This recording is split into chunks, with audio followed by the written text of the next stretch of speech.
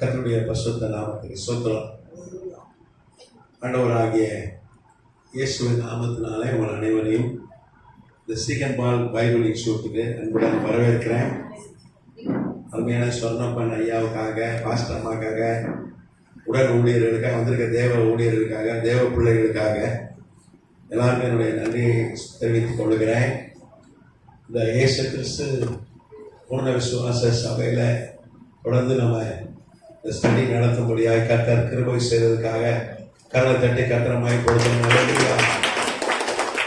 போன வாரம் நமக்கு ஒரு ஸ்டடியும் இருந்தது. அதுக்கப்புறம் தேவ ஊழியர்கள் அருட்பொழிவு ஆராதனை இருந்தது. போன வாரம் மகிமையாக இருந்துச்சுன்னு எல்லாம் சொன்னாங்க. கர்த்தருடைய பிரசன்னம் மகிமை இங்கே இறங்கிச்சு. சிலர் நிற்க கூட முடியல, நாங்கள் விழுந்துடும் பாய்ந்தோம். அப்படியா கர்த்தருடைய வல்லமை இறங்கிச்சு. நாங்கள் மெய்யாவே கர்த்தர் இந்த ஸ்தலத்தில் இருக்கிறார். இல்லையா இருக்கா? இங்கே தான் இருக்க. ஆமாம், கர்த்தர் நல்லவர். இங்கே கர்த்தர் மெய்யாகவே இருக்கிறார். அவருடைய அபிஷேக தைலம் இங்கே இருக்கிறது. கர்த்தர் நன்றி. நம்ம போன வகுப்புல கொஞ்சம் சவுலை குறித்து தியானிச்சோம். அப்படிதானே? சவுல் ராஜா குறித்து சில காரியங்களை தியானிக்க கர்த்தர் கிருபை பாராட்டினா. ஏன்னா நம்ம தொடர்ச்சியா சபை வரலாறை குறித்து ஆய்வு செய்து வரோம். நம்ம 5 சபைகளை ஆய்வு செய்து முடிந்து விட்டோம். இன்னைக்கு 6வது சபை, பிலடெல்பியா சபை, வெளிப்படுத்தின விசேஷம் 3ஆம் அதிகாரம்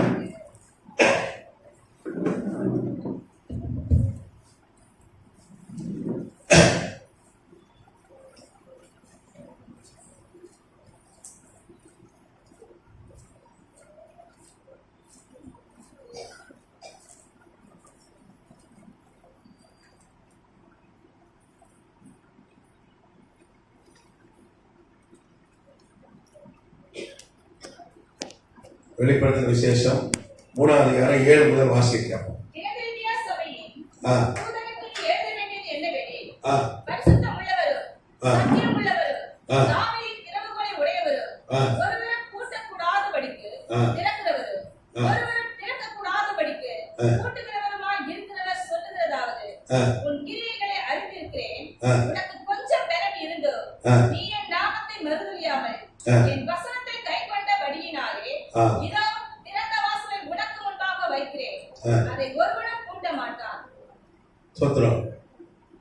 வாசிங்க. இதோ யூதர் அல்லாதிருந்து தங்களை யூதர் என்று பொய் சொல்லுகிறவர்களாகிய சாத்தானுடைய கூட்டத்தாரை சிலரை உனக்கு கொடுத்தேன். இதோ அவர்கள் உன் பாதங்களுக்கு முன்பாக வந்து பணிந்து நான் உன் மேல் அன்பாய் இருக்கிறதை அறிந்து கொள்ளும்படி செய்வேன். என் பொறுமையை குறித்து சொல்லிய வசனத்தை நீ காத்து கொண்டபடியினால் பூமியில் குடியிருக்கிறவர்களை சோதிக்கும்படியாக பூச்சக்கரத்தின் மேலெங்கும் வரப்போகிற சோதனை காலத்திற்கு தப்பும்படி நானும் உன்னை காப்பேன். இதோ சீக்கிரமாய் வருகிறேன். ஒருவனும் உன் கிரீடத்தை எடுத்துக்கொள்ளாதபடிக்கு உனக்குள்ளதை பற்றி கொண்டிரு. இங்கே அடுத்தது ஜெயம் கொள்ளுகிறவன் எவனோ அவனை என் தேவனுடைய ஆலயத்திலே தூணாக்குவேன். அது நின்று அவன் ஒரு காலம் நீங்குவதில்லை. என் தேவனுடைய நாமத்தை என் தேவனால் பரலோகத்தில் இருக்கிறவர்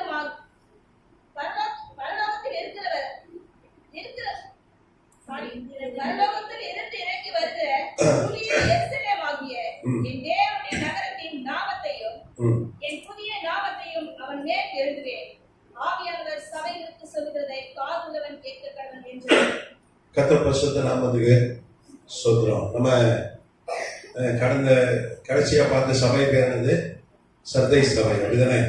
சர்தை சபை எழுத காலத்துல தான் இந்தியாவுக்கு முதலாக புராட்டஸ்டன்ட் மிஷனரிகள் வந்தாங்க. அதுவும் சீகன் பால் ஐயா வந்தாரு என்று நம்ம தெளிவாக ஆய்வு செய்யணும்.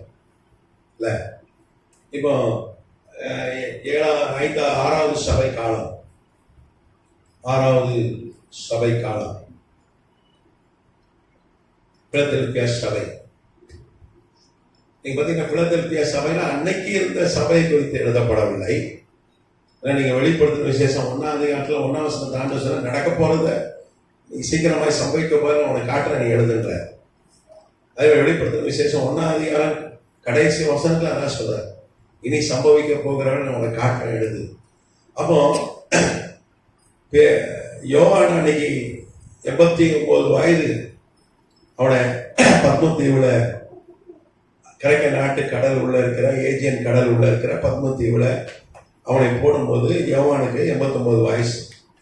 அப்பா பிற்பாடுதான் யோவான் ஒரு 2 வருஷம் தான் அங்க இருந்தான். கர்த்தர் அவனை விடுதலைக்கு கொண்டு வந்தார். அவனை சிறையில போட்ட ரோம பேரரசன் டொமிஷனை கர்த்தர் கொன்று போட்டார். அவன் எதுக்கு செத்தான் இது வரைக்கும் தெரியாது. அவன் கூட இருக்கிற நம்பிக்கையான பானபாத்திரக்காரனை கொண்டுட்டான். அவனுக்கு ஜூஸ் சுத்தி கொடுக்குற பானபாத்திரக்காரனை கொண்டுட்டா எந்த சதியும் இல்லை. ஏன் செத்தான் எதுக்கு செத்தான்னு இது வரைக்கும் தெரியாது. உலக பேரரசன் 3 கண்டங்களை ஆளுகிறவன். ஏன்னா கர்த்தர் யோவான்ட்ட சொன்னார், என்ன சொன்னாரு? வெளிப்படுத்தின விசேஷம் 1:18 வாசிங்க.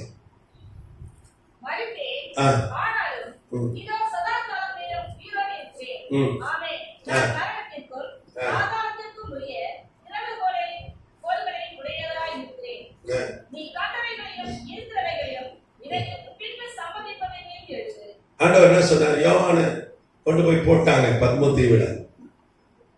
89 வயசு. 95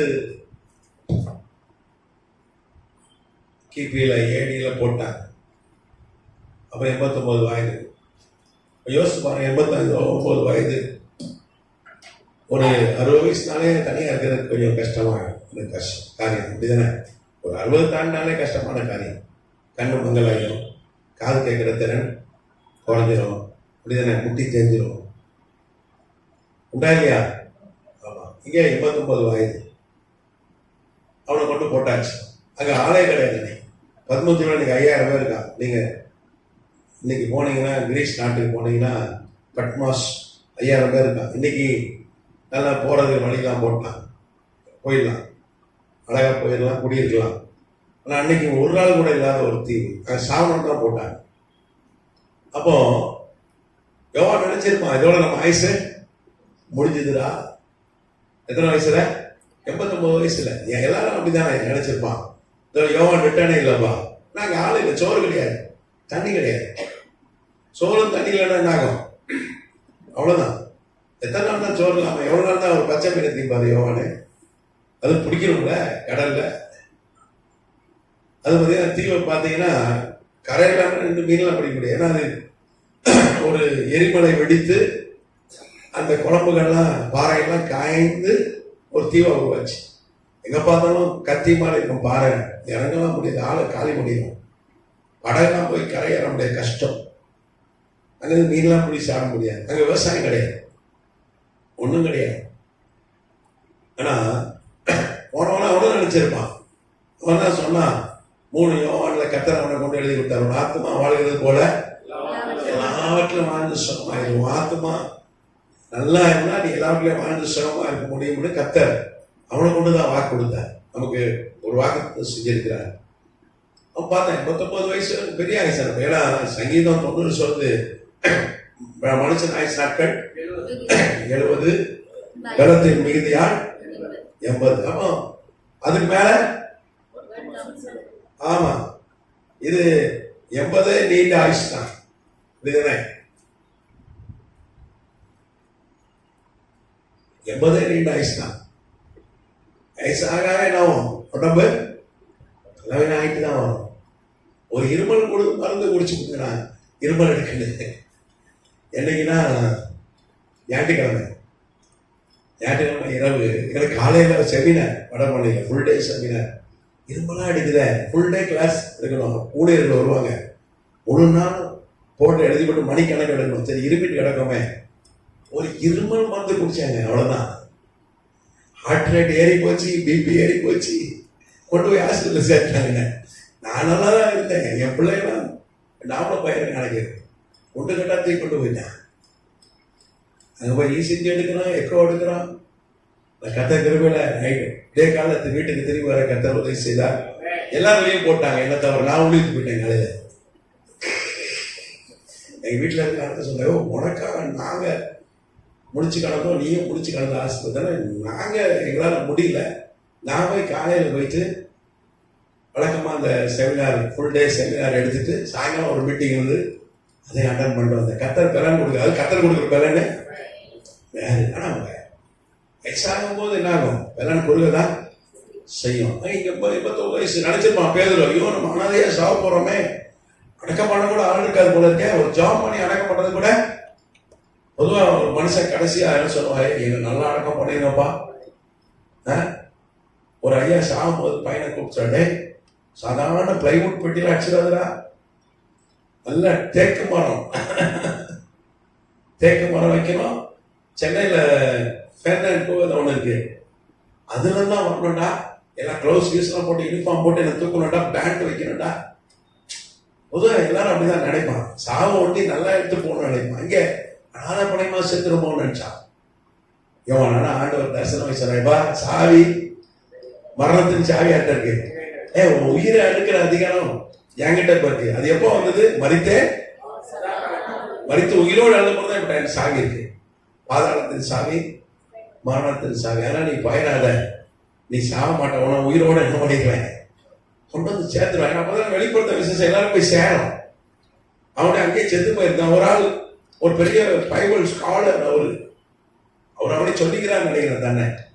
அவரு இதுல சமூக வலைத்தளத்தில் போடுறாரு, யோவான் தத்துவத்திகளை மறுத்து போய்விட்டார். ஆனா அதை பார்க்க ஆயிரக்கணக்கில் ஆள். அவர் சாவல. யோவானுடைய டெத் சர்டிபிகேட் இருக்கு பெர்லின் ஸ்டேட் மியூசியம் ஜெர்மனியில. ட்ராஜன் என்கிற ரோம பேரரசன் முத்திரடு அவருடைய டெத் சர்டிபிகேட்டுக்கு. அவர் இறந்தது எபேசு பட்டணத்துல 94 வயசுல தான் மரிச்சார். அங்க வெளியே வந்து 4 வருஷம் 5 வருஷம் ஊழியர் செஞ்சு தான் மரிச்சார். கர்த்தர் நாமத்துக்கு. அவரை கல்லறை போய் எபேசு பட்டணத்துல இருக்கு. செல்சுக்குன்னு ஒரு மலை குன்று மேல இருக்கு இன்னைக்கு அவருடைய கல்லறை. அதோட விஞ்ஞானிகள்லாம் அவருக்கு விசாரணை எடுத்து மரபணுலாம் செஞ்சுட்டாங்க, டிஎன்ஏ எல்லாம் பண்ணிட்டாங்க. கர்த்தர் நாமத்துக்கு சோத்திரம். அப்போ நடக்க போறதான் கர்த்தர் காண்பித்து கொடுக்கிறார் யோவானுக்கு. இந்த பிலதெல்பியா சபை என்பது 1799 முதல் 1866 வரைக்கும் இந்த பிலதெல்பியா சபைக்கு கர்த்தர் தன்னை எப்படி அறிமுகப்படுத்துகிறார், ஒரு சபைக்கும் ஒரு மாதிரி அறிமுகப்படுத்துகிறார். நீங்க பாத்தீங்கன்னா இந்த சபைக்கு என்ன சொல்றாரு, பரிசுத்தம் உள்ளவரும் சத்தியம் உள்ளவரும் தாவீதின் திறவுகோலை உடையவரும் ஒருவரும் பூட்டக்கூடாதபடி திறக்கிறவர், ஒருவரும் திறக்கக்கூடாதபடி பூட்டுகிறவர் சொல்லுகிறதா. என்கிட்ட சாவி இருக்கியா, நான் பூட்டினா ஒருத்தரும் திறக்க முடியாது, நான் திறந்துட்டேன்னா ஒருத்தரும் பூட்ட முடியாது. நீங்க பாத்தீங்கன்னா 70 கிபில எருசலேம் தேவாலயம் அடிக்கப்பட்டு விட்டார். சாலமோனை கொண்டு கர்த்தர் கட்டி கொடுத்த தேவாலயம் நேபுகாத் நேச்சார் வந்து இடிச்சு போட்டார். நம்ம அதெல்லாம் பார்த்தோம் ஸ்டடியில. நீங்க பாத்தீங்கன்னா 586 கிமுல 586 பிசில நேபுகாத் நேச்சாரை இடிச்சு போட்டான். அப்புறம் 70 வருஷம் கழிச்சு கர்த்தர் கோரேசை எழுப்பி செருபாபேலை எழுப்பி கர்த்தர் அதை கட்டி கொடுத்தார். அது தரியூர் ராஜா கோரேஸ் ஆரம்பித்து தரியூர் ராஜா காலம் வரைக்கும் 20 ஆண்டுகள் அது கட்டி முடிக்கப்பட்டது. அதுவும் பிரம்மாண்டமாய் கட்டப்பட்டது. 35 ஏக்கர் நிலத்துல ஃபுல்லா தங்கத்தால் மூடப்பட்டு 1,25,00,000 கிலோ தங்கம் செலவு செய்யப்பட்டு கட்டப்பட்டது. வெள்ளி மாத்திரம் ஒரு 10 கோடி கிலோ. நீங்களும் தங்கம் வேலை பயங்கரமா ஏறிடுச்சு. நம்ம ட்ரம்ப் அளவு ஏறி போச்சு. ட்ரம்ப் அங்க துப்புனா இங்க பாதிக்குதியா, உலகத்தை பாதிக்குது. அவர் போட்ட அறிவிப்புனால தங்க விலைலாம் ஏறுது. இப்போ தங்கம் ஒரு நல்ல 24 கேரட் தங்கம் ஒரு கிலோ இன்னைக்கு 1 கோடி ரூபாய் ஆயிடுச்சு. எவ்வளோச்சு? 1 கோடி. கணக்கு பார்த்துங்க, 1,25,00,000 இன்ட்டு 1 கோடி எவ்வளோ ரூபா அதுக்கு? செல்போன்லேயே கேல்குலேட்டர் கணக்கு போட முடியாது. 125,00,000 கோடி. கொஞ்சம் தோண்டா சரியில்லை, ஒரு இது சாப்பிட்டேன்.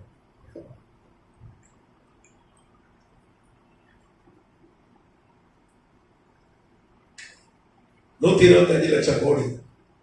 125,00,000 அப்படின்னா என்ன அர்த்தம்? ஒரு 125,00,000 கோடி ஆட்களுக்கு 1 கோடி ரூபாய் கொடுக்கலாம். அப்போ அந்த இந்தியாவில் இருக்க எல்லாரும் லைன் அடிக்க வச்சு ஆளுக்கு 1 கோடி கொடுத்துக்கலாம். அவ்வளோ பணம் செலவு செய்யப்பட்டு கட்டப்பட்டது. ஆனால் ரோம பேரரசு வந்து இடித்து போட்டது. அதுக்கு நம்ம கிளாஸ் எடுத்தோம், நோட்ஸ் தான் உங்களுக்கு கொடுத்தேன். வரலாற்று ஆதாரம், தொழில் துறை ஆதாரங்களோடு உங்களுக்கு எந்த வருஷம் எப்படி நடந்தது எல்லாம் நம்ம கிளாஸ் எடுத்தோம். அது இடிக்கப்பட்டு விட்டது. கத்தநாமத்துக்கு சோத்திரம். அதுக்கப்புறம் அந்த இடத்துல 8ஆம் நூற்றாண்டுல 75 கிபியில காலிப் ஓமர் என்கிற அரேபிய அரச படையெடுத்து வந்து அதை பிடிச்சிடலாம். இந்த காலிப் ஓமர் யாருன்னா முகமது நபியுடைய பேரன். முகமது நபியுடைய பேரன் அரேபிய அரசன். அதை எருசலேமை பிடிக்கிறான். பிடிச்சிட்டு அங்கே அல் அக்ஸான்னு ஒரு மசூதி இருக்காங்க, காலியா இருக்கு, தேவாலயம் இல்லை, காலியா இருக்கிறது, கட்டி விடுறாங்க. இன்னைக்கு வரைக்கும் அந்த மசூதி இருக்கு. அதனாலதான் மத்திய கிழக்குல போர், இஸ்ரேலுக்கும் ஹமாஸுக்கும் சிரியாவுக்கும் லெபனானுக்கும் ஏன் இப்போ போர் நடந்தது? இந்த மசூதி வச்சுதான், இந்த மசூதியை மையமா வைத்துதான். இப்போதும் இந்த மசூதியை இடிக்கணும் அப்படின்னு அவங்க நினைக்கிறாங்க. அதுக்கு எதிர்ப்புகள் இருக்கிறது. இந்த மசூதி இடிச்சாதான் தேவாலயம் கட்ட முடியுன்ற ஒரு காரியம் இருக்கிறது. நீங்க நல்லா கவனிக்கணும். 70 கிபியில் அடிக்கப்பட்டது. இன்னைக்கு எத்தனை வருஷம் ஆச்சு? 2030 வருஷம் தாண்டி போச்சு. ஆனா தேவாலயம் கட்ட முடியல. ஏன்னா கத்தரை பூட்டிட்டார். கத்தர் அந்த தேவாலயத்தை பூட்டிட்டார்.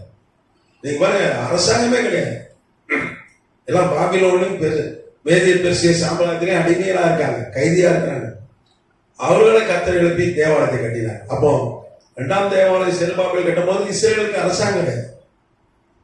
அன்னைக்கு பெர்சிய மன்னர் ரோம மேதிய பெர்சிய அரசன் கோரேஸ் தான் அரசன். அவன் யூதம் கிடையாது. இஸ்ரேலுக்கு ஒரு ராஜ்யம் கிடையாது. அப்பவே கட்டி கொடுத்தார். ஆனா இன்னைக்கு அரசாங்கம் இருக்கு, சக்தி வாய்ந்த அரசாங்கம். 1940 மே 14 ஒரு சக்தி வாய்ந்த ஒரு அரசாங்கம், ஒரு சுதந்திரப்பட்ட நாடாய் இஸ்ரேல் எழுப்பி இருக்கிறது. இஸ்ரேல் உலகத்தை ஆட்டி படைக்கிற ஒரு நாடா இருக்கு. டெய்லி இஸ்ரேலை குறித்து தலைப்பு செய்தி வந்துட்டே தான் இருக்கு. நீங்க செய்தி பார்த்தா தெரியும். இன்டர்நேஷனல் நியூஸ்ல பாத்தீங்கன்னா டெய்லி இஸ்ரேல் குறித்து தலைப்பு செய்தி வருது. சக்தி வாய்ந்த ஒரு நாடு, அவனுக்கு எப்போதும் போரிட்டு கொண்டே இருக்கிறான். அது ஒரு பெரிய வல்லரசு போல இருக்கிறான். கத்தநாமத்துக்கு சோதனை. ஆனா அதனால என்ன பண்ண முடியல? தேவாலயத்தை கட்ட முடியல. அவங்க நாட்டுக்குள்ள தான் இருக்கு. இந்த எருசலேம் நகரம் அவங்க தலைநகரா இருக்கு.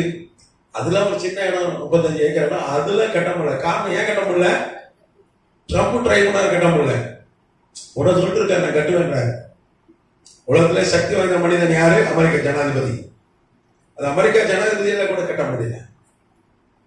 இப்போ 2020 ட்ரம்ப் பதவி இறங்கும் போது ஒரு ஒப்பந்தம் ஏற்படுத்திட்டு தான் போனார். ஆபிரகாம் அப்பா உடன்படிக்கை, ஆபிரகாம் அக்காடு. அதுபடி என்னன்னா பாதி இடம் காலியா இருக்கா, அதுல கட்டிக்கலாம். அதுவும் முடியலையே, ஒப்பந்தம் படைச்சு இஸ்லாமியெல்லாம் கைது போட்டான். எல்லாம் கைது கட்டிக்கிங்க. ஆனா கட்ட முடியல. ஏன்? கர்த்தர் என்ன பண்ணார்? பூட்டிட்டார். அவர் பூட்டினார்னா யாராலையும் ஒருவனாலையும் திறக்க முடியாது. ஆனா அவர் திறந்துட்டார்னா யாராலையும் பூட்ட முடியாது. அப்படியாதான் கர்த்தர் இந்த பிலதெல்பியா சபை காலத்துல அவர் வெளிப்பட்டார். அல்லேலூயா. திறக்கிறவராய், பூட்டின கதவெல்லாம் திறக்கிறவராய் இருந்தார். அந்த பிலதெல்பியா சபை காலம் 1799 வரை இருந்து 1866 வரைக்கும். அப்ப எத்தனை வருஷம் சொல்லுங்க? 201. எத்தனை வருஷம்? 67 ஆண்டு பண்ணிக்கணும். 67 ஆண்டுகள்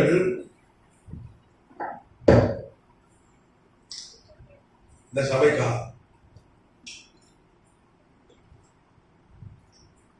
நீங்க பாத்தீங்கன்னா அந்த சபை, பிலதெல்பியா சபை காலத்துக்கு முன்னாடி வரைக்கும் சுவிசேஷத்திற்கு ஆசனம் மூடப்பட்டிருந்தது. சுவிசேஷத்துக்கு ஆசனம் மூடப்பட்டிருந்தது. எல்லாரும் இடம் போய் கர்த்தரை தொழுது கொண்டார்கள்.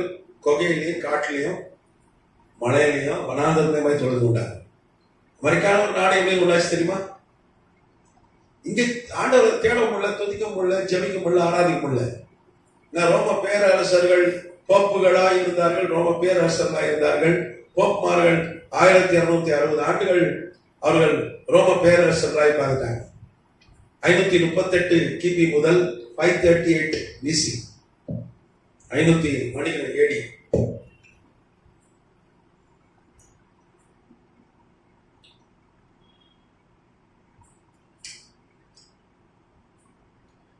1898 வரைக்கும்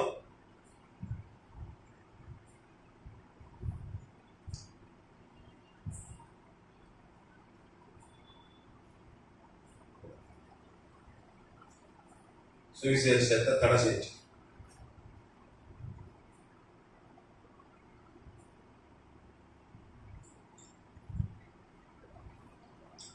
சுவிசேஷம் தடை பண்ணிட்டாங்க, சபையை தடை பண்ணிட்டாங்க, பைபிளை தடை பண்ணிட்டாங்க. இந்த காலகட்டத்தில் மாத்திரம் இதுல இருந்து இது வரைக்கும் ஒரு 7-8 கோடி கர்த்தருடைய பிள்ளைகள் தேவ ஊழியர் கொல்லப்பட்டாங்க. பயங்கர உபத்திரமான காலம். அவங்க என்ன சொன்னாங்க? மரியாதை வணக்கம் சொன்னாங்க, சிலை வணக்கம் செய்ய சொன்னாங்க, தேவதூர் வணக்கம், புனிதர் வணக்கம், சீசர் வணக்கத்தை அவங்க உற்சாகப்படுத்தினாங்க. அதுதான் சபை என்று சொன்னாங்க. மரியாதை ஜெபம் பண்ணாம அற்புதம் நடக்காதுன்னு சொன்னாங்க. ஏன்னா யோவான் 2வது இடத்துல மரியாதை தான் வந்து என்ன சொன்னாங்க? திராட்சை ரசம் இல்ல. அந்த அம்மா தான் வந்து இயேசு ஆண்டவராக இயேசு சொன்னபோது அவர் என்ன சொன்னாங்க? வேலை என்ன சொன்னாரு? ஸ்திரியே அம்மா நான் சொன்னாரு,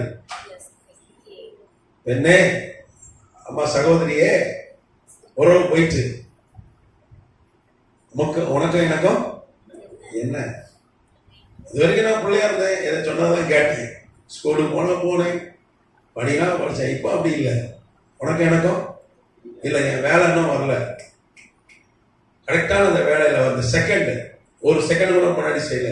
கரெக்டான வேலையில தண்ணீர் என்ன பண்ணார்? கட்ட திராட்சை ரசம் மாற்றினார். மணமக்கள் பேர்லாம் உங்களுக்கு ஏற்கனவே எழுதி போட்டேன், போட்டுக்கண்ணா சொல்லுங்க பாப்பா. பேரை லிடியா, அப்புறம் சிரின். சரி, மணமகன் பேர் சிரின், மணவன் பேர் லிடியா. அந்த 6 கற்சாடிலாம் இன்னைக்கும் பர்ன்ட் ஹவுஸ் இஸ்ரேல் மியூசியத்தில் பத்திரமா வச்சிருக்காங்க.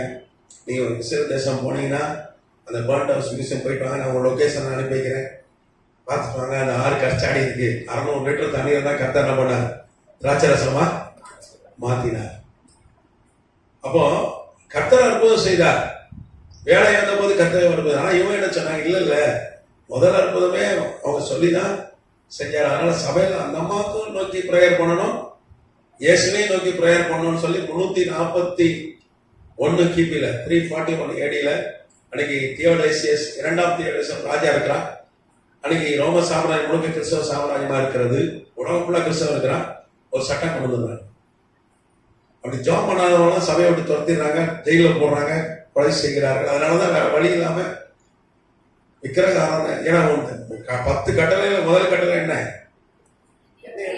ஆமா, என்ன உனக்கு வேற தேவன் உண்டாயிருக்கணும். ஒரு போட்டோ என்ன மாதிரி ஒரு உருவத்தை கூட வணங்கக்கூடாது. கரெக்டா? அதனால சபை வந்து தீட்டுப்பட்டு விட்டது. ஆதி திருச்சபை மக்களால அங்க இருக்க முடியல. அவர் கொலை செய்யப்படுகிறார்கள், ஜெயில போடப்படுகிறாங்க, துன்புறுத்தப்படுறாங்க. இன்னைக்கு ஒரு பெரிய போர்டை போட்டுட்டு இன்னைக்கு நம்ம பெரிய பப்ளிக்காவே சபை நடத்துக்கிறோம். கிளாக் மணி அடிச்சா கூட வசனம் சொல்லுது. எவ்வளவு பெரிய திறந்த வாசல் இருப்பாங்க. கிளாக் மணி அடிச்சா கூட வசனம் சொல்லுது. ஏதோ ஒரே சில இடத்துல எதிர்ப்புகள் உண்டு. அதுவும் குறிப்பா ஆன்லைன் பிரேயர் மைக் போட்டு நடத்தினா சிலர் எதிர்க்கிறாங்க. நியாயம்தான், அவன் தூக்க மாட்டாமா? ஆன்லைன் பிரேயர் மைக் போடாம நடத்துறதுதான் நல்லது. ஆமா, இந்த குழாய்களாய் ஹார்ன் கட்டினா எதிர்ப்பு தெரிவிக்கிறாங்க. ஹார்னே இந்தியாவில் தடை செய்யப்பட்டிருக்குது. ஸ்பீக்கர் பாக்ஸ் வச்சுக்கலாம், அதுக்கு தடை இல்லை. எவ்வளவு பெரிய போர்டு வேணா வச்சுக்கலாம். நம்ம ஊர்ல ஊழியர்களுக்கான வாரியம் அரசாங்கம் அமைத்திருக்கிறது. இஸ்ரேல் தேசத்துக்கு போனா அது என்ன பண்றாங்க? மானியம் தருகிறார்கள். கர்த்தநாமத்துக்கு சோதரம். சுப்ரீம் கோர்ட்டு போன வாரம் கூட சொல்லிச்சு, இது வந்து எல்லா மதமும் சமம் ஒரு நாடு, இது ஒரு செக்குலர் ஸ்டேட் சுப்ரீம் கோர்ட் சொல்லிச்சு. அப்போ இன்னைக்கு சுவிசேஷத்துக்கு திறந்த வாசல் இருக்கிறது. இன்னைக்கு சைனால கிடையாது. உலகத்திலே பைபிள் அதிகமா அடிக்கிறா தெரியுமா? சைனா தான். அமௌண்ட் அச்சடிச்சு வருது. இது சீப்பாக அமௌண்ட் அடிச்சா ரொம்ப காசு ஆகுது. இங்கிலீஷ் பைபிள் வச்சு அடிக்கிறாங்க, ஆடலாயும் அடிக்கிறாங்க. ஆனா அவன் பைபிளை கொடுக்க மாட்டான். மற்றவங்களுக்கு அங்க சபைகள்லாம் அண்டர் கிரவுண்ட் நடக்குது. இந்த மாதிரி போர்டை போட்டு மைக் வச்சு இசைக்கருவி வாசித்து அப்படி எங்க சபையை கிடையாது. நோட்டீஸ் போட்டு கிடையாது. அங்க இது வருகிற தகவல் சொல்லுகிற 40 கோடி பேர் ஆவில் நிரம்பி அந்நிய பாஷை பேசுகிற கிறிஸ்தவர்கள் அங்க இருக்காங்க. எவ்வளவு பேர் இருக்காங்க? உலகத்துல அதிக எடுப்பு சைனால தான், 40 கோடி. அதுல பாத்தீங்கன்னா ஒரு 10 கோடி ஆளாவது ஒரு செத்து போன ஆளை எழுப்பியிருப்பாங்க. எத்தனை கோடி சொல்லுங்க? 10 கோடி விசுவாசி கர்த்தருடைய பிள்ளை ஒரு செத்து போன ஆளையாவது என்ன பண்ணிருப்பானா? அங்க செத்து போன ஆள் உயிரோடு இருந்தா சாதாரண விஷயம். ஒருத்தனை உயிரோடு எழுப்பியான்னு வெளியே சொல்ல முடியாது. சொன்னா என்னது? 7 வருஷம் ஜெயிலுக்கு போனோம். இங்க நம்ம நாட்டில் போட்டு ஒரு அற்புதம் ஆண்டவர் செஞ்சான ஊழியத்துல போட்டு பேஸ்புக்ல போடுறான். எனக்கு தெரிஞ்சு ஒரு ஊழியர்கள் 1 வருஷமா ஒரு சகோதரிய இயேசுநாம சொல்லி ஜெயிப்பார், அது பேய் ஆடும், அப்படியே ஆட விழுந்துரும். அதை வச்சு 1 வருஷமா வீடியோ போடுறாரு அந்த ஆள். இங்க நம்ம இந்தியாவில் தமிழ்நாட்டில் 1 வருஷமா பேய் ஓடுறாங்க. அதை பெருமையாக வீடியோ போடுறாங்க. இயேசுநாமத்துல போனா ஓடிடும். விளம்பரம் ஃபேமஸ் பார். நான் ஜாப் பண்ண வரல, இயேசுநாமத்தை குழந்தை சொன்னா கூட பிசாசு ஆகும். நான் சைனாலலாம் நம்ம ஆட்டெல்லாம் கொண்டு போய் சைனால விட்டா சைனால புது ஜெயில் தான் கட்டணும். ஏன்னா இவனுக்கு இப்படியே விளம்பரம் பண்ணி பழக்கம். கரெக்டா? பெரிய ஜெயில் கட்டணும் சைனால. அப்போ சைனால பெரிய எழுப்புதல். ஒரு பக்கம் பாசர்கள் கூடி இருந்தாலும் அண்டர் கிரவுண்ட்ல என்னது பெரிய எழுப்புதல் நடக்கிறது. அல்லேலூயா. அதே மாதிரி அங்க வட கொரியான்னு ஒரு நாடு இருக்கு. அங்க ஒருத்தர் இருக்கா, ரொம்ப அறிவாளி, ரொம்ப ஞானி. அங்க ஒரு இருக்கான், அவன் பேர் என்னது? அதாவது வைத்தியகார ஆஸ்பத்திரியில முதல்ல அவனதான் சேர்க்கணும். அதுவும் 30வது மாடி ஒண்ணு கட்டி அதுல சங்கிலியில கட்டி போனாங்க. ஆமா, சோற கூட தட்டுல தான் போனான். அப்பேற்பட்ட கிறுக்கு தான் அங்க ஆளுது.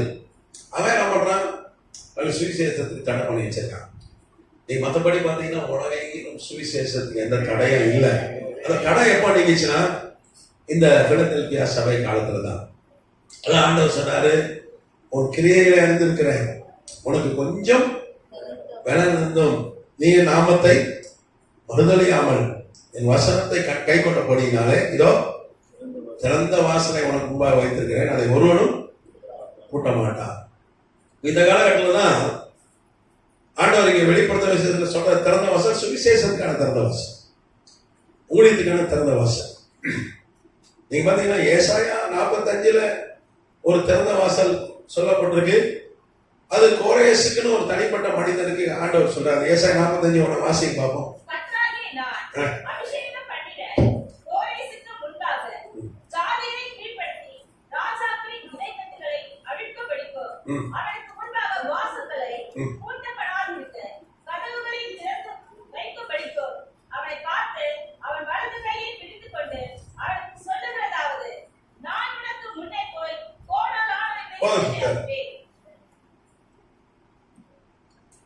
இந்த கோரேஸ் என்பவனுக்கு சொல்லப்பட்ட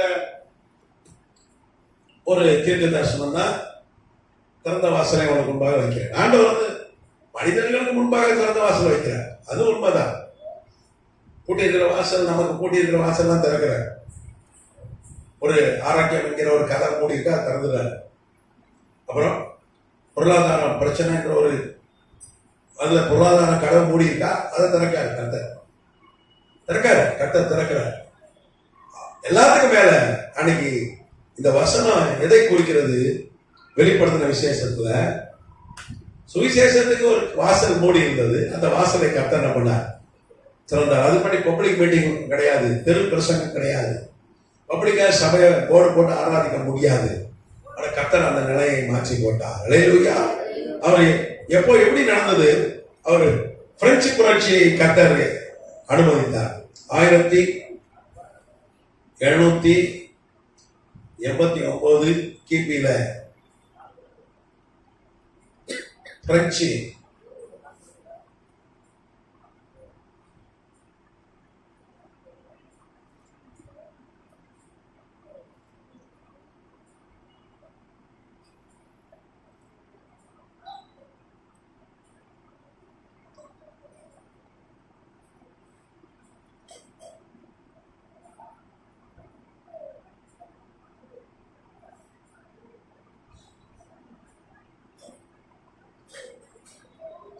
கேள்விப்படுங்க. பிரெஞ்சு புரட்சி உலகத்துக்கே ஒரு முன்னோடியான ஒரு புரட்சி, இங்கிலீஷ் ரெவல்யூஷன். அது 1789 கிபியில வெடித்தது. அது காரணம் என்னன்னா, அன்னைக்கு ஆண்டு கொண்டது போப் பயஸ் என்கிற ஒரு போப், பயஸ் 6 என்கிற போப் உலக பேரரசர் 3 கண்டங்களை ஆளுகிற பேரரசு. இன்னைக்கு இருக்கிற போப்பு ஆபத்து இல்லை, வேற விதமான ஆபத்துகள் இருக்கு. ஆனா இந்த உலகத்தை பிடிச்சிருவார், ஆளுகை செய்வார் அப்படின்ற ஆபத்து இன்னைக்கு அவர். ஏன்னா அவர் சின்ன ஒரு பட்டணத்துக்கு தான், வேட்டிங் சின்ன பட்டணத்துக்கு தான் தலைவர். அவர்கிட்ட ஒரு ராணுவம் கூட கிடையாது, ஒரு அணு ஆயுதம் கூட கிடையாது, ஒண்ணும் கிடையாது. அவர் ரோமன் கேத்தலிக் சபைக்கு தலைவராக இருக்கிறார். ஆனா அன்னைக்கு இருந்த போப்மார்கள், அன்னைக்கு கடைசியா அந்த பயஸ் ஆறு என்கிற போப்பு, அவர் பாத்தீங்கன்னா அவர் 3 கண்டங்களை ஆளுகிற ரோம பேரரசு தான் இருந்தார். ரோமன் கேத்தலிக் சபை தலைவராக இருந்தார், போப்பாக இருந்தார். பயஸ் 6 இப்படி போட்ட 6.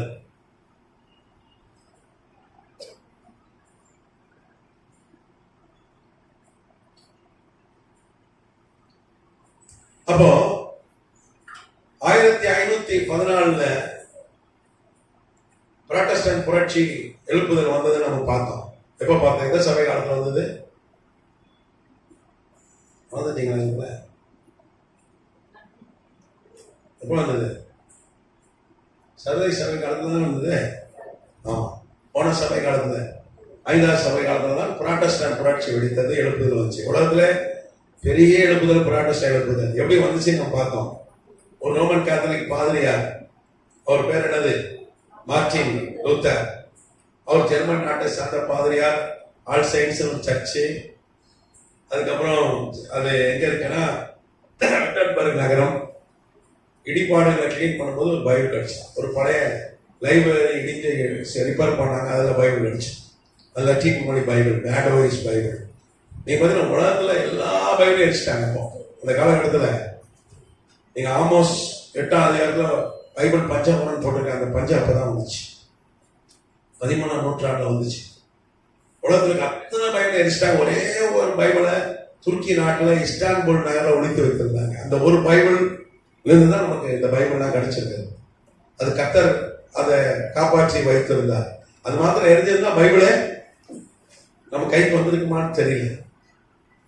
ஒரே ஒரு பைபிள். யோசிச்சு பாரு, இன்னைக்கு 800 கோடி பைபிள் இருக்கிறது உலகத்துல. செல்போன்ல லேப்டாப்ல ஒரு 2000-3000 டிஜிட்டல் பைபிள் இருக்கிறது. ஆனா அன்னைக்கு ஒத்தைக்கு ஒரு பைபிள். அன்னைக்கு இந்த மாதிரி பிரிண்டட் புக் கிடையாது. Printing press 1450. ஒரு 500 வருஷமா தான், 550 வருஷமா தான் பிரிண்டிங் பிரஸ் இருக்கு. என்ன பேப்பர்ல அச்சடிக்கிறது கிடையாது, எழுதுவாங்க கையில. அன்னைக்கு அப்படி எழுதி பாதுகாக்கப்பட்ட ஒரு பைபிள் துருக்கியில ஒழித்து வைத்தாங்க. உயிரை பணைய வைத்து ஒழித்து வைத்தாங்க. கர்த்தர் நாமத்துக்கு சொல்றேன். நீங்க பாத்தீங்கன்னா 13ஆம் நாள்ல இந்தியாவில் மத்திய எழுதுற சுவிசேஷ நூல் வைத்திருந்தார்கள். கோவா, பூனேல, மகாராஷ்டிரால தான் மராத்தி மொழியில உள்ள மத்திய எழுதுற சுவிசேஷ நூல் இருந்தது. வேற புல் பைபிள் இல்ல. அது யார் கொண்டு வந்து கொடுத்தாங்கன்னா பர்தலைமை நாத்தான்வேல்ல காணாம ஒரு கல்யாண வீட்டு, யார் வீட்டுல கர்த்தர் அற்புதம் செய்தார்? நாத்தான்வேல் வீட்டுல தான் அற்புதம் செய்தார்.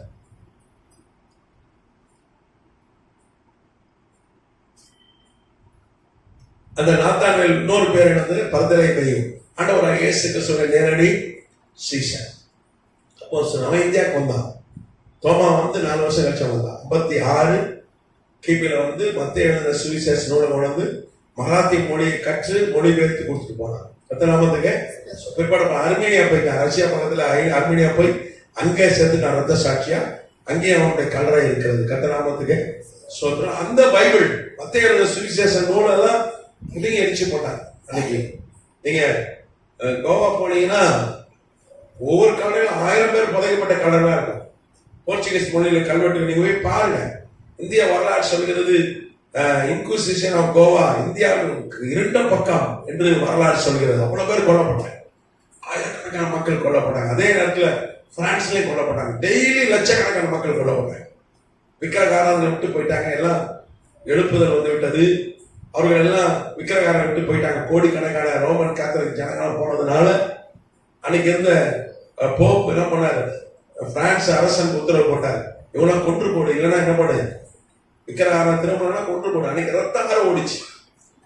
பொதுவா இந்த இங்கிலீஷ்ல பிளட்டி மேரி என்று சொல்லுவார்கள். கேள்விப்பட்டிருக்கீங்களா? யாரும் கேள்விப்பட்டிருக்கீங்க?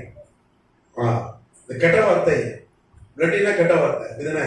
இது எப்படி வந்துச்சு? அந்த அந்த மேரி என்ற ஒரு ராணி இருந்தா, பல லட்சம் பேர் அவர் கொண்டு கொடுத்தார். அதனாலதான் அவர் பிளடி மேரி என்று சொன்னார்கள். பிளடி அப்படின்னா கெட்ட வார்த்தை இங்கிலீஷ்ல. உண்டா இல்லையா? முடிக்கிறீங்க, அதான் தப்பா சொல்றேன்னா இல்ல. சரி, இங்கிலீஷ்ல கெட்ட வார்த்தை சொல்லி திட்டுற வார்த்தை பிளடின்னு சொல்லுவாங்கல்ல. பிளடி என்ன பண்ணுவாங்க? சும்மா சொல்லுங்க. எல்லாம் சொல்றாங்க, அதுதான் சொல்லுவான் கெட்ட வார்த்தை. பிளடின்னு வார்த்தைன்னா கெட்ட வார்த்தை. அந்த கெட்ட வார்த்தை எதனால வந்துச்சுன்னா, அந்த மேரி அவதான் என்ன பண்ணா, லட்சக்கணக்கான விக்கிரகாரன் அன்னைக்கு வராத புராட்டஸ்டன்ட் கிறிஸ்தவனை கொண்டு போட்டான். ரத்தாரம் ஓடிச்சு. மக்கள் போப் விரோதமாய் கொதித்து எழுந்தார்கள். ராஜாக்கு விரோதமாய் புரட்சி செய்தார்கள். எல்லாம் கையில கடற்கரை எடுத்துட்டு போயிட்டான்.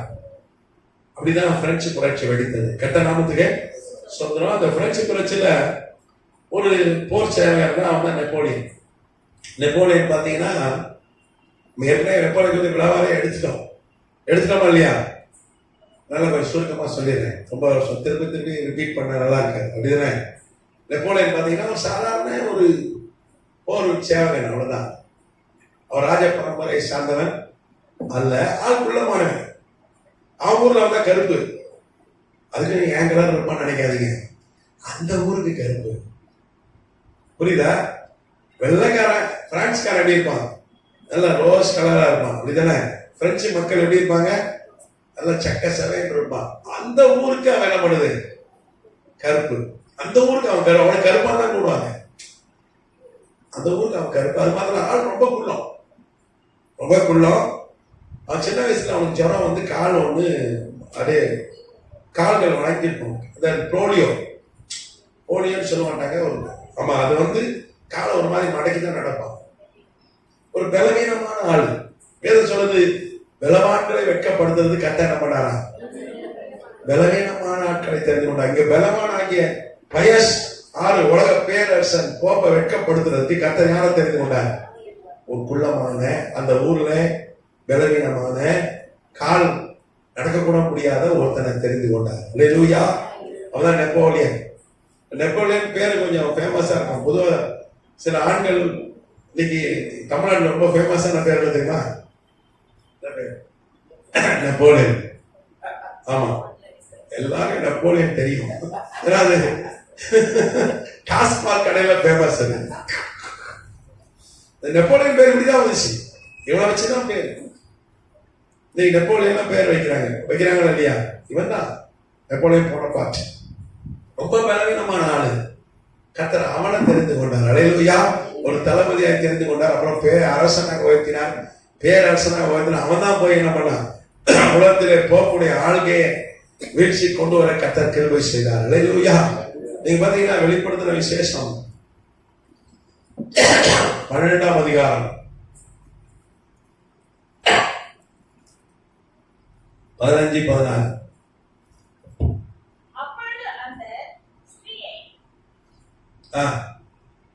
வெள்ளம் கொண்டு போகும்படிக்கு பாம்பானது தன் வாயில் இருந்து நதி போன்ற வெள்ளத்தை அவளுக்கு பின்னாக ஊற்றிவிட்டது. பூமியானது ஸ்திரீக்கு உதவியாக தன் வாயில் திறந்து வலுசர்ப்பம் தன் வாயிலிருந்து ஊற்றின வெள்ளத்தை விழுங்கினது. அப்பொழுது வலுசர்ப்பமானது ஸ்திரீயின் மேல் கோபம் கொண்டு தேவனுடைய கற்பனைகளை கைக்கொள்ளுகிறவர்களும் இயேசு கிறிஸ்துவை குறித்து சாட்சியை உடையவர்களும் ஆகிய அவருடைய சந்ததியான மற்றவர்களுடைய யுத்தம் பண்ண போயிற்று. இங்க பாத்தீங்கன்னா 12ஆம் அதிகாரம் வெளிப்படுத்தின விசேஷத்துல இருந்து 2 வசனம் வாசம் 3 வசனம் வாசம். இங்க ஸ்திரீ என்று சொல்லப்பட்டிருக்கிறது. இந்த ஸ்திரீ என்பது சபையை குறிக்கிறது. நீங்க பைபிள்ல தீர்க்க தரிசனத்துல பெண் என்கிற வார்த்தை சபையை குறிக்கிறது. நல்ல பெண் என்றால் அவள் நல்ல சபையை குறிக்கிறது. வேசி அப்புறம் ஹேர்லட் அப்படின்னு வார்த்தை இருந்ததுன்னா அவ கள்ள சபையை குறிக்கிறது. இங்க நீங்க பாத்தீங்கன்னா வெளிப்படுத்தின விஷயம் 12ஆம் அதிகாரம் 1ஆம் வசனம் சொல்லுது, அன்றையும் ஒரு பெரிய அடையாளம் வானத்தில் காணப்பட்டது. ஒரு ஸ்திரீ சூரியன் அணிந்திருந்தார். சூரியனா நீதியின் சூரியனாக இயேசு. பைபிள் மல்கியால போட்டுக்கல, நீதியின் சூரியன். அப்ப சூரியனை அணிந்திருந்தால், அப்ப சூரியனை அணிகிறது என்றால் நீ கலாத்தியர்ல வாசித்தீங்கன்னா ஞானஸ்நானம் வந்து இயேசுவை நாம் அணிந்து கொள்கிறோம். ஞானஸ்நானம் என்பது என்ன? இயேசுவை அணிந்து கொள்ளுதல். அப்போ நமக்கு இயேசுவே ஒரு ட்ரெஸ்ஸா அணிந்து கொள்கிறோம். அப்படிதான் ஞானஸ்நானம். அதான் ஞானஸ்நானம் என்று கலாத்தியர்ல வாசிக்கிறோம். அப்போ நீதியின் சூரியனை இன்னைக்கு ஆதி திருச்சபை, இன்னைக்கு அப்போஸ்தலர் திருச்சபை ஞானஸ்தான அடையாளமா இருக்கிறது. அது மாத்திரம் இல்ல, அவள் பாதங்களுக்கு கீழே சந்திரன் இருந்தது. சந்திரன் வந்து உலக அரசாங்கம். இந்த வெளிப்படுத்தின விசேஷத்தை அந்த தரிசனத்தை காணும்போது ரோம பேரரசு தான் இருந்தது. ரோம பேரரசுடைய வந்து சின்னம் பார்த்தீங்கன்னா நிலா. நிலா, நீங்க அவங்க நாணயங்கள்ல நிலா இருக்கும், மூணு நிலா இருக்கும். அப்போ இந்த நிலா எதை குறிக்கிறது? இந்த உலக சாம்பலத்தை குறிக்கிறது. அன்னைக்கு ரோம பேரரசை குறிக்கிறது. அப்போ சபை கீழே காலு கீழே என்ன இருக்குது? அரசாங்கம் இருக்கு. சபை அரசாங்கங்களோட மேலானது, உலக ராஜ்யங்களோட மேலானது. ஏன்னா சபையை யாராலையும் அழிக்கவே முடியாது. எந்த அரசாங்கத்தை எல்லாம் அரசாங்க சபை காலு கீழே தான். ஏன்னா ஆண்டவர் சொன்னார், பாதாளத்தின் வாசல்கள் சபையை மேற்கொள்வதில்லை. பாதாளத்தின் வாசல் என்பது ராஜ்யங்களை குறிக்கிறது, தேசங்களை. பிசாசு தான் உலகத்தின் அதிபதி. அவன் எல்லாத்தையும் கண்ட்ரோல் பண்றான். அவன் தனக்கு வேண்டிய ஆட்களை நியமிக்கிறான். இந்த உலகத்தின் அதிபதி யாரு? அவன் பிசாசு தான். உலகத்தின் நெட்டே அவன் தான். அவனுடைய ஆளுகை தான் இருக்கிறது. அப்போ அவ எங்க சந்திரன் நிலா வந்து சபை கீழே இருக்கிறது, காலு கீழே. அவள் சிரசின் மேல் 12 நட்சத்திரம். 12 நட்சத்திரம் எதை குறிக்கிறது? நட்சத்திரம் என்பது இதே வெளிப்படுத்தின விசேஷம் 1ஆம் அதிகாரத்துல தேவ ஊழியர்களை குறிக்கிறது. நீங்க 1:20 வாசிங்க. வெளிப்படுத்தின விசேஷம் 1:20. அந்த 7 நட்சத்திரங்களும்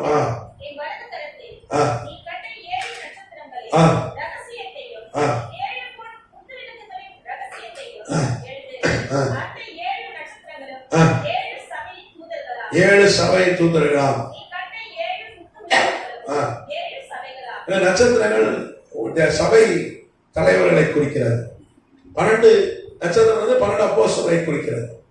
இப்ப 12 அப்போஸ்தலர் போதனையில கட்டப்பட்ட ஒரு சபையை தான் நம்ம பார்க்கிறான். அது பாத்தீங்கன்னா கர்ப்பவதியா இருந்து பிரசவ வேதனைப்பட்டு அடைந்து பிள்ளை பெறும்படி வருத்தப்பட்டு அலறினாள் என்கிற நீங்க பவுலே சொன்னா, நான் ஒவ்வொரு ஆத்மாவை ஆதாயம் பண்ணும்போது நான் கர்ப்ப வேதனை படுகிறேன். நம்ம சபை கர்ப்ப வேதனை பட்டுதான் ஒரு பிள்ளை பெற்றிருக்கிறது. ஆவிக்குரிய சபையை குறிக்கிறது. அப்ப இங்க அந்த ஸ்திரீயை, அந்த சபையை வெள்ளம் கொண்டு போகும்படி பாம்பானது தன் வாயிலிருந்து நதி போன்ற வெள்ளத்தை அவள் பின்னாக ஊற்றிவிட்டது. இங்க பாம்பு என்பது ரோம பேரரசை குறிக்கிறது. நீங்க பாத்தீங்கன்னா அதே அதிகாரத்துல 3ஆம் வசனம் சொல்லுது, 7 தலைகளையும் 10 கொம்புகளையும் தன் தலைமையில் 7 முடியோட சிறப்பான பெரிய வலுசல். இது ரோம பேரரசுக்கு அடையாளமா சொல்லப்படும். ஏன்னா நீங்க வெளிப்படுத்தின விசேஷத்துல அதுக்கு பதில் இருக்கு. 7 தலை வந்து நீங்க வெளிப்படுத்தின விசேஷம் 14ஆம் அதிகாரத்துல 17ஆம் அதிகாரத்துல போட்டிருக்கு.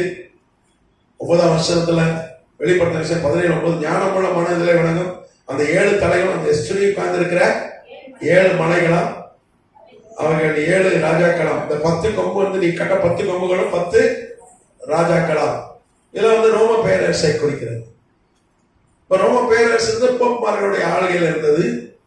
இவர்கள் சபையை துன்புறுத்தினார்கள்.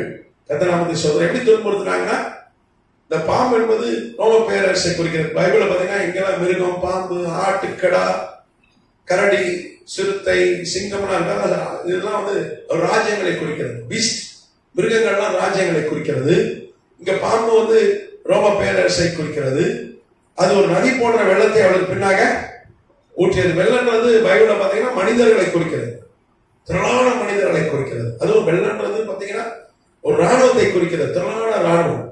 அப்போ ரோம பேரரசு அன்னைக்கு உலகமுள்ள ஆளுகை பிரெஞ்சு அரசர்களாம் அவங்களுக்கு கீழே தான் ஒரு ராணுவத்தை ஏறியது சபைக்கு எதிராக. கர்த்தராமத்துக்கு ஸ்தோத்திரம். 16ஆம் வசனம் பூமியானது சிரிக்கு உதவியாக தன் வாயை திறந்தது. பூமி என்பது பாத்தீங்கன்னா பைபிள் எல்லாமே அடையாளபூர்வமா தான் சொல்லப்பட்டிருக்கு. அதுவும் வெளிப்படுத்தின விசேஷத்துக்கு தரிசனம் அடையாளபூர்வமா இருக்கு. நம்ம ஏற்கனவே இந்த 12ஆம் அதிகாரம் ரொம்ப தெளிவா கிளாஸ் எடுத்துட்டோம். அதனாலதான் ஒரு ஷார்ட்டா எழுதி கூட போடல. ஏற்கனவே நான் நோட்ஸ் நான் கொடுத்துட்டேன். இந்த 12ஆம் அதிகாரத்தை நம்ம 3 கிளாஸ் ஆய்வு செஞ்சோம். அப்போ பூமி பாத்தீங்கன்னா அன்னைக்கு ஐரோப்பாவில் மிகப்பெரிய நாடு பிரான்ஸ் தான். பிரான்ஸ் நாடு மிகப்பெரிய நாடு. அதாவது பிரான்ஸுக்கு போனா அவங்க என்ன சொல்லுவாங்க, பூமிக்கு போறோம்னு சொல்லுவாங்க. we are going to earth. பூமிக்கு போறோம்வாங்க. பூமின்றது வார்த்தை எதை குறிக்கிறது? நீங்க பழைய வரலாறுலாம் படிச்சீங்கன்னா பூமினா பிரான்ஸ். அப்போ பிரான்ஸ் தான் என்ன பண்ணுது?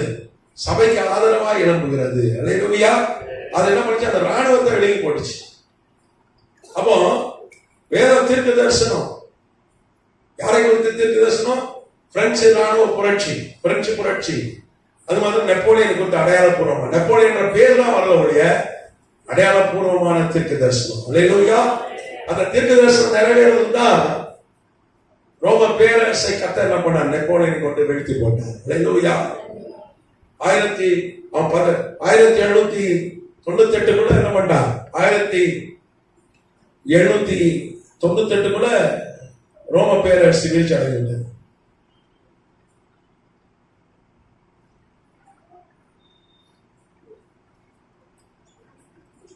சபைக்கு திறந்த வாசல் வந்துச்சு.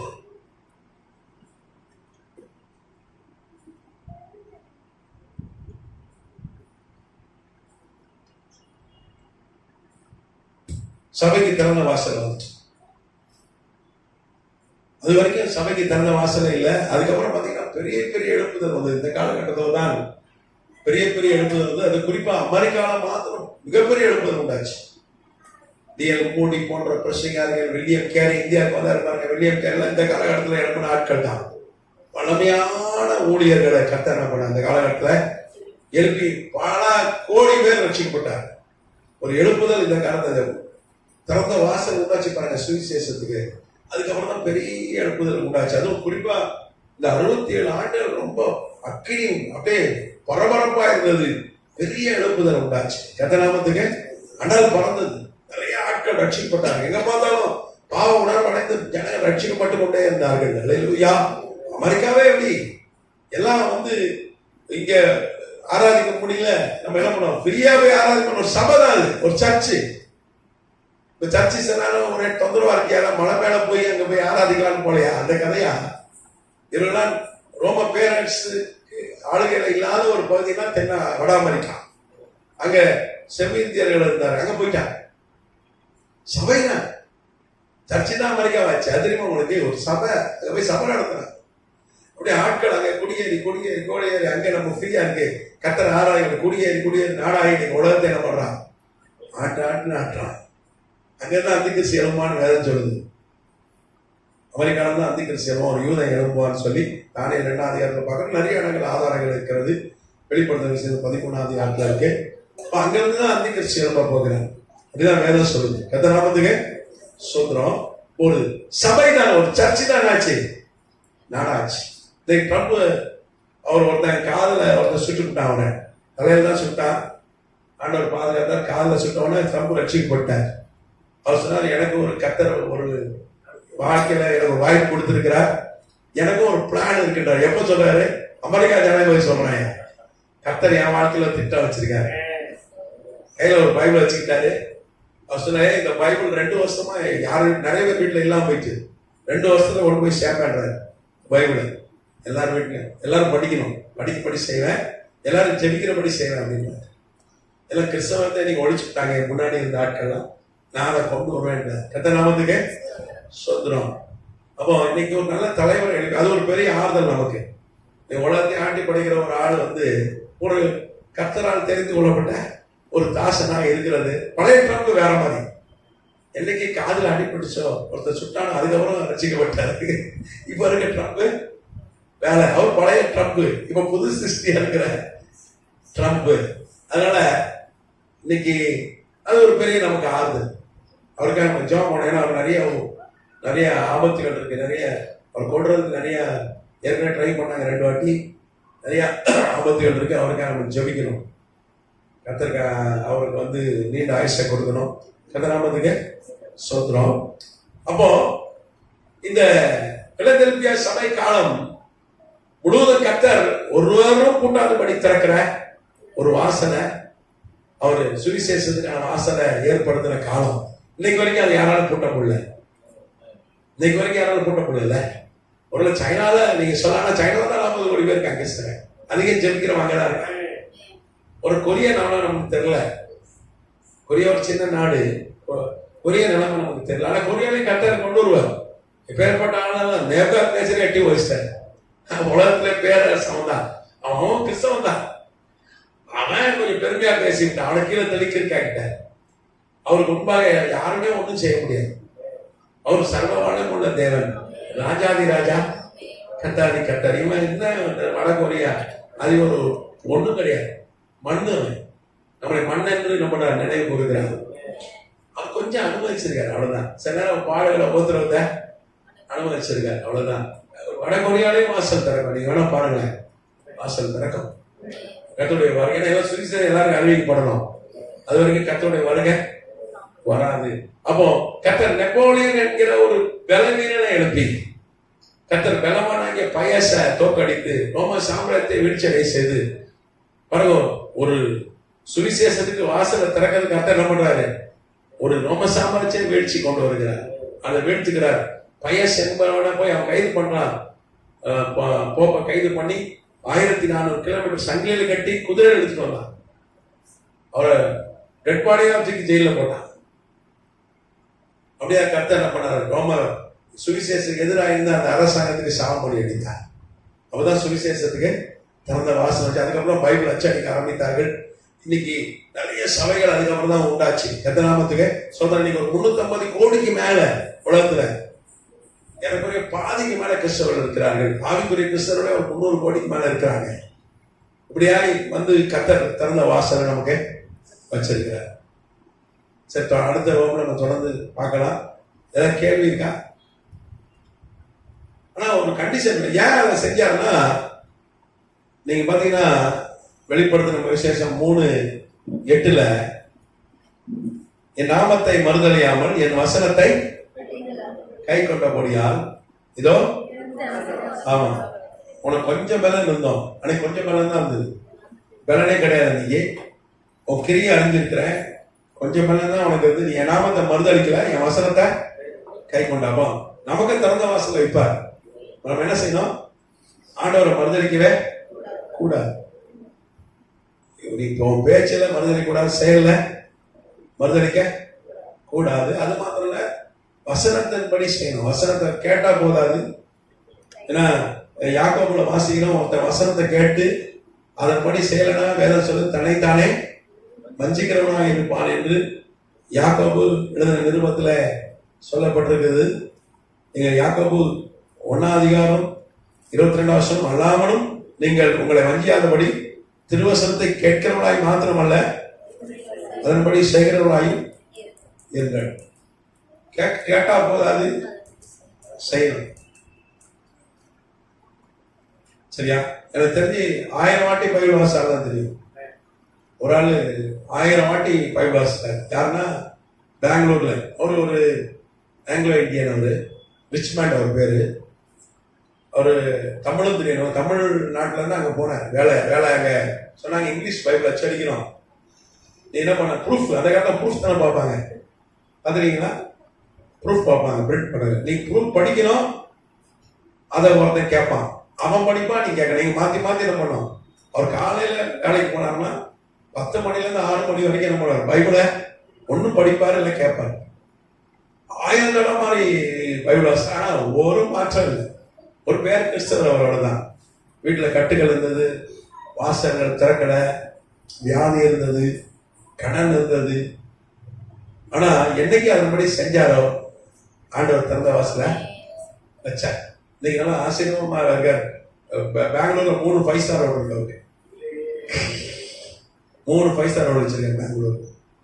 அவர் சொன்னார், 1000 தடவை காலையில 8 மணில 6 மணி வரைக்கும் பைபிள் தாயா நான் வாசிப்பேன். ராத்திரி தூங்கினா அந்த சத்தம் கேட்டுட்டே தான் போவோம், பகல் ஃபுல்லா அதெல்லாம் வாசிக்காரு. ஆமா, ஆனா அதன்படி நான் செய்யாததுனால எனக்கு வாசல் திறக்கவே இல்லை. என்னைக்கு நான் செய்ய ஆரம்பிச்சனோ எல்லா கட்டுகளும் ஆண்டவர் உடைச்சி திறந்த வாசல் வச்சுட்டாரு. நீங்க நல்லா இருக்காரு. பெங்களூர்ல ஒரு இது ரோட்ஸ் ராய் காரை வச்சிருக்காரு. ரோட்ஸ் ராய்ஸ் ஒரு கார் இருக்கு பாருங்க, காரே ஒரு 8 கடைக்கு எல்லாமே கோடி கணக்கான ரூபா கார் இருக்கு. இன்னைக்கு நல்லா பயங்கரமா ஆயிட்டாரு. பெரிய பிரஸ் வச்சிருக்காரு, ஸ்டார் ஹோட்டல்ஸ் எல்லாம் இருக்கு. சரி, கர்த்தர் வாசலை திறப்பார். நம்ம வசனத்தை படி செஞ்சுட்டா போதும், நிச்சயமா என்ன பண்ணிடலாம், வாசலை திறப்பார்.